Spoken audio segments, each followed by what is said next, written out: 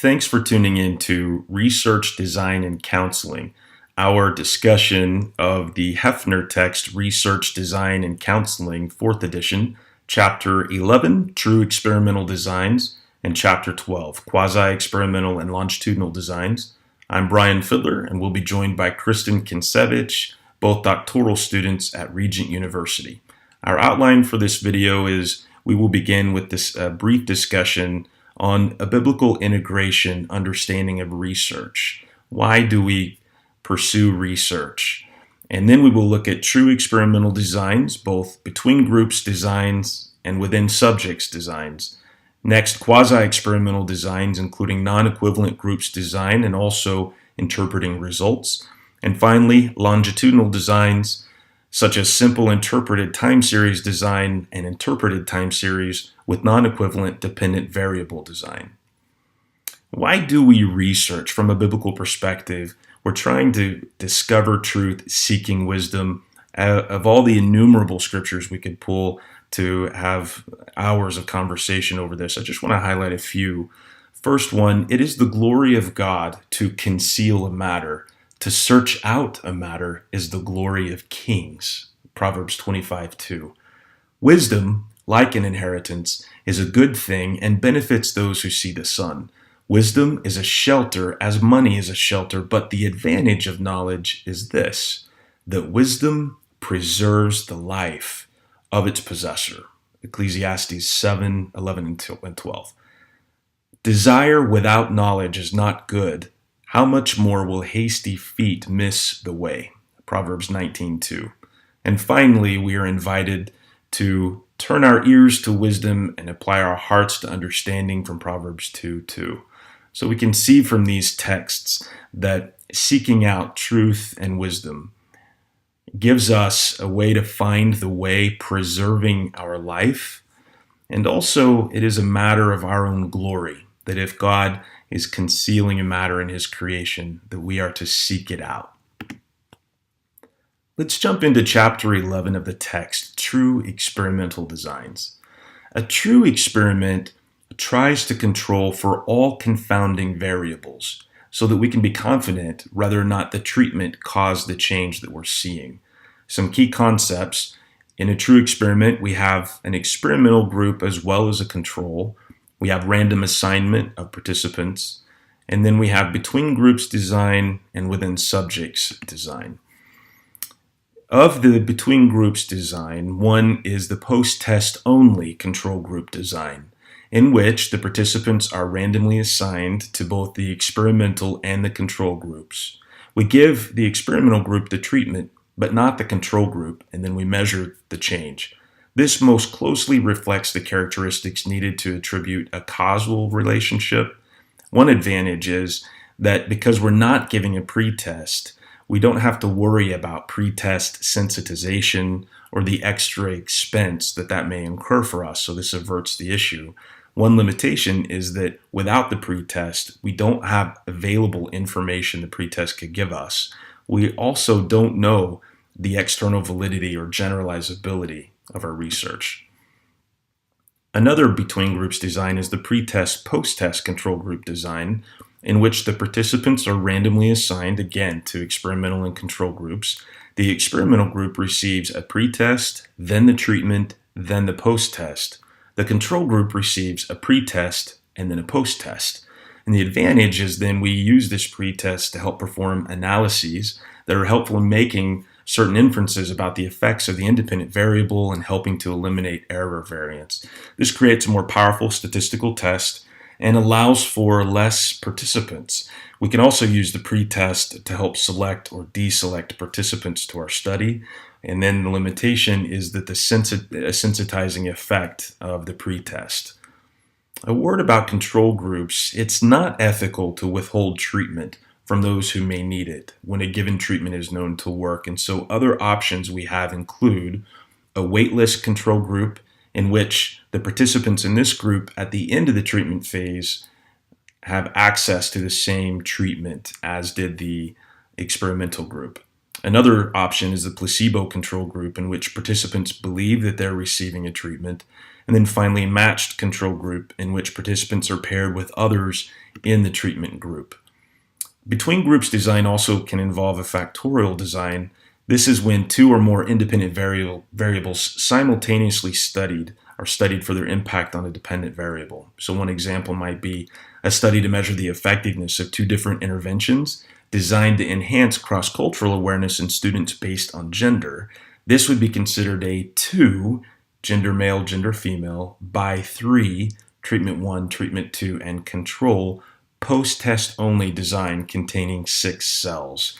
To see what that might look like, you can check out figure 11.3 in the text on page 253. One advantage of the factorial design is that you can see the conditions under which the treatment may operate, such as which gender, a type of intervention, age, or personality of participants, etc.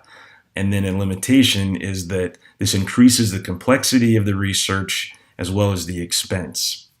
Another between groups design is the dependent sample designs. This addresses issues that may happen with random assignment of participants to groups.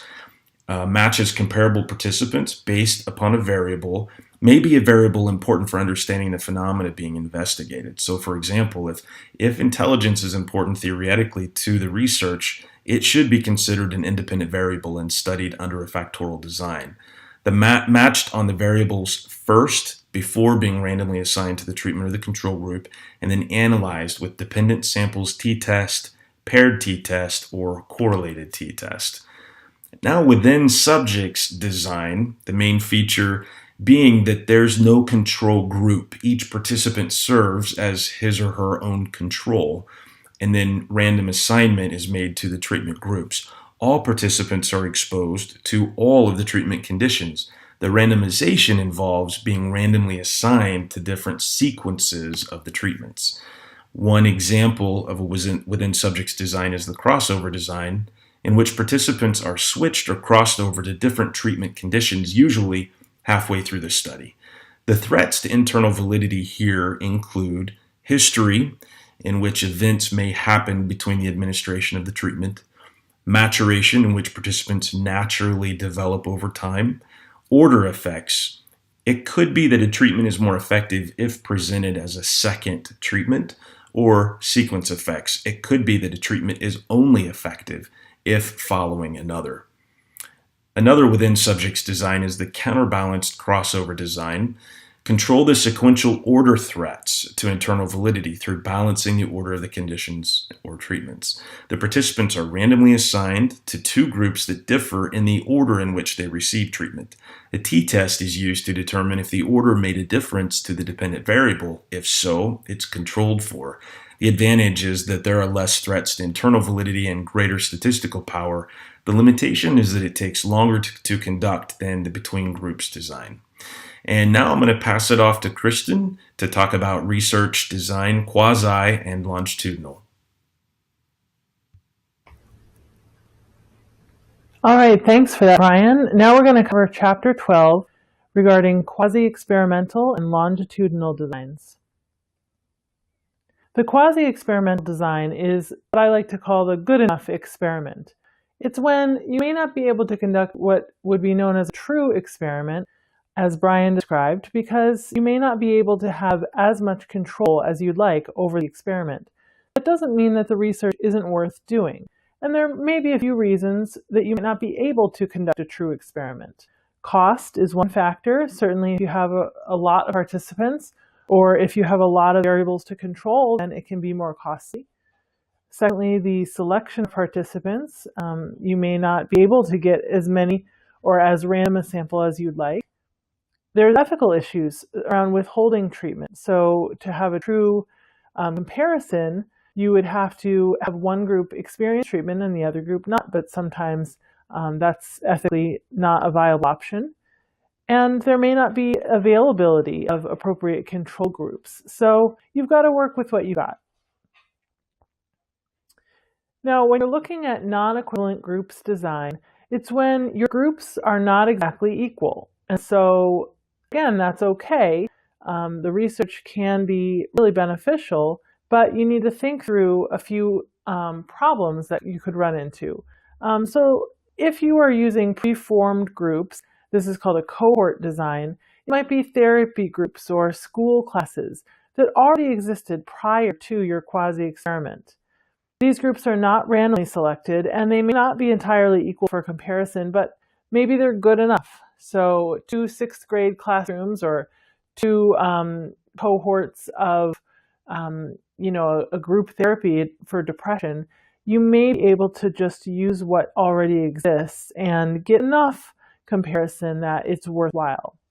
These groups are not randomly selected, and they might not be entirely equal, and so that's something to consider. It's hard to interpret the results if you only have one group and one post-test. So if you just have one therapy group, let's say, and you just test them at the end, you can't really measure where they started or what the impact of treatment was, and you have no one to compare them to. So you really have to think more broadly than that. If you have multiple groups but still only a post-test, that still might be difficult in a quasi-experiment because the conditions are not controlled quite adequately. And you may only have one group with a pre-test, post-test, and that can be hard to interpret those results as well because you're not necessarily comparing with other treatments. So those are some things to keep in mind. Now, you can interpret your results better if you use a pre-test, post-test design with 2 groups or more. So if you have, let's say, 2 therapy groups that pre-formed in a cohort already before your experiment, and you test them both beforehand and then again after the treatment, then you have some real data that you can compare, even with your not perfectly aligned or randomly selected groups.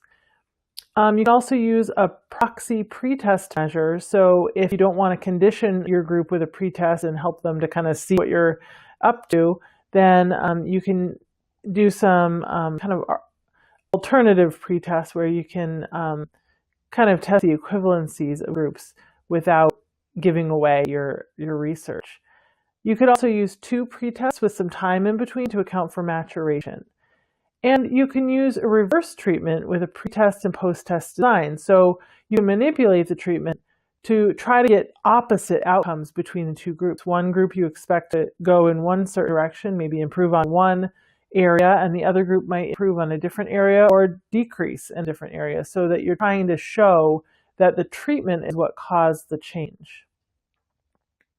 Now, time series designs, or as we may say, longitudinal experiments, those are, when research is really in it for the long haul. And so the basic way to do this is a simple interrupted time series design, and it's basically making multiple observations over time, and then you have treatment, and then you make additional observations over time.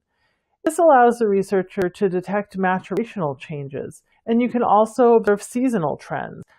So I did include the example of every first week of December, doctoral students have a higher level of stress. Perhaps you could relate to that. Now, an interrupted time series with non-equivalent dependent variables, basically that's fancy for measuring 2 different things at once for a long time. So typically researchers expect one variable to change in this circumstance and the other one to remain the same, hence they're not equivalent. So if you're looking to measure something and you want to prove that the treatment changed that one thing and it changed the thing you expected to change, and the other variable that you're looking at you didn't expect to change and that remains the same, then it kind of gives a little bit more credence to the fact that the treatment is doing what you want it to do. Treatment can be introduced after multiple observations, and 2 or more variables are studied following that treatment. Now, you also can do an analysis of concomitance, which is really fancy for whether a change in one variable leads to a change in another. So those terms can be confusing, but it's really a pretty simple concept. The example that they gave in the book was, does a counselor's self-disclosure lead to increased amounts of client self-disclosure? So you're doing one thing and you're changing one variable, and then does that change another variable? So you might actually look at what increases a counselor's willingness or ability to use self-disclosure, and then does that lead to a change with clients? And this design can be helpful in creating predictive measures. Now let's end with a final integrative thought. When we as researchers embrace a long-term view of our studies, we can choose to enter into an eternal perspective. So as a Christian, we can ask, what is the value, the kingdom value, in the subject that I hope to study long term? And what eternal truths can be uncovered when I observe something over a long period of time? I think it's important to embrace the spiritual practice of patience as well, and slowly arriving as you consider longitudinal research design. It might just be good for your spiritual life. Now let's just sum up here for the things that Brian and I have covered in this video. A true experiment between groups controls as many variables as possible, randomly assigns groups, and involves a control group. You can also conduct a true experiment within subjects using a pre- or post-test method to measure the change. You have to keep maturation in mind and use counterbalance methods in order to eliminate natural growth as a variable. Sometimes in the real world, you can't conduct a true experiment, but there's still value in a quasi-experiment when you compare existing cohorts. Research conducted longitudinally can provide some unique insights that account for maturation and can look at multiple variables and seasonal changes. And let's remember that the quest for truth is a deeply spiritual and scientific one. Remember to connect with your inner truth seeker as you conduct your research. Thanks so much for watching, guys, and if you'd like to contact us, there's our email addresses. Hope you enjoyed this video.